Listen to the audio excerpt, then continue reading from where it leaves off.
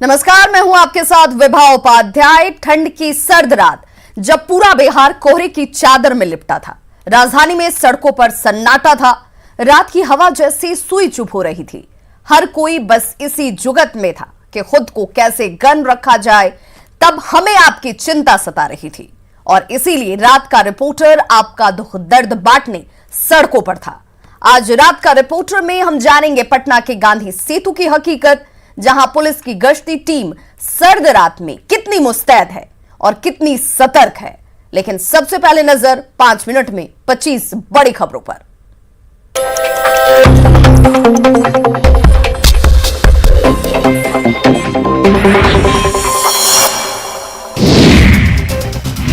कटिहार सदर अस्पताल में सुरक्षा कर्मी की जमकर पिटाई, लात घूसों और चप्पलों से पिटाई। अस्पताल में ही तैनात महिला सुरक्षा कर्मी ने अभद्रता का लगाया आरोप।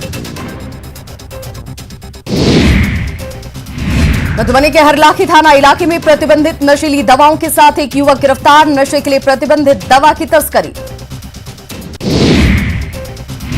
भागलपुर में 3 साइबर ठग गिरफ्तार, होटल से पकड़े गए साइबर ठग एटीएम की करते थे क्लोनिंग। लखीसराय में तेतरहाट के नवाडीह में बाइक और ऑटो की टक्कर में 2 युवकों की मौत, ऑटो मालिक और ड्राइवर बुरी तरह से जख्मी। या लापता ओटीए ऑफिसर का शव सासाराम में रेलवे ट्रैक से बरामद, हत्या की आशंका। हरियाणा के रहने वाले थे कैप्टन जगतार सिंह। बांका में रजौन थाना क्षेत्र में चोरी की कोशिश नाकाम रहने पर अपराधियों ने की बुजुर्ग की गला रेतकर हत्या। दुमका के एक शिक्षक के घर की रखवाली करता था बुजुर्ग। समस्तीपुर में मारपीट की 2 अलग अलग घटनाओं में 4 लोग जख्मी, जमीन के विवाद में ही दोनों वारदातों को दिया गया अंजाम।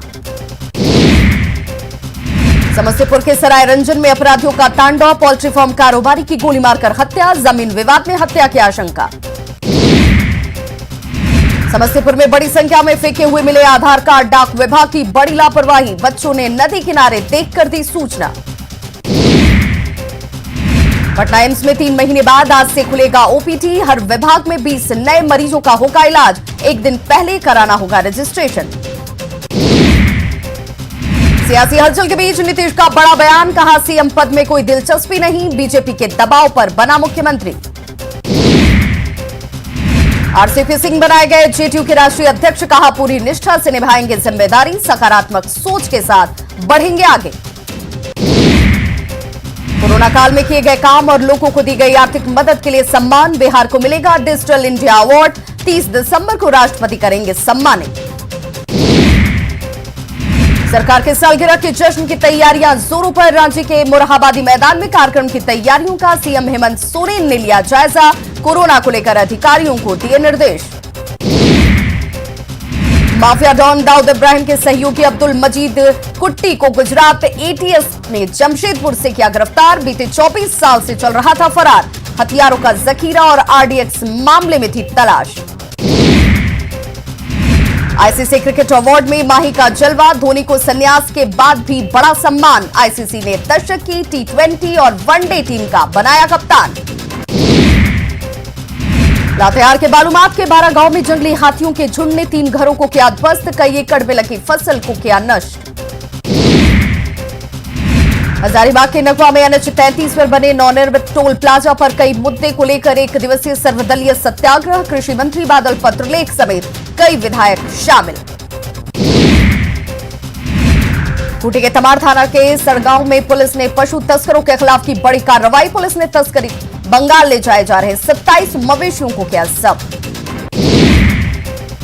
खूंटी क्लब की तरफ से जरूरतमंद लोगों के बीच 400 कंबल का किया गया वितरण, क्लब के सदस्यों ने आपस में चंदा इकट्ठा कर खरीदी कंबल।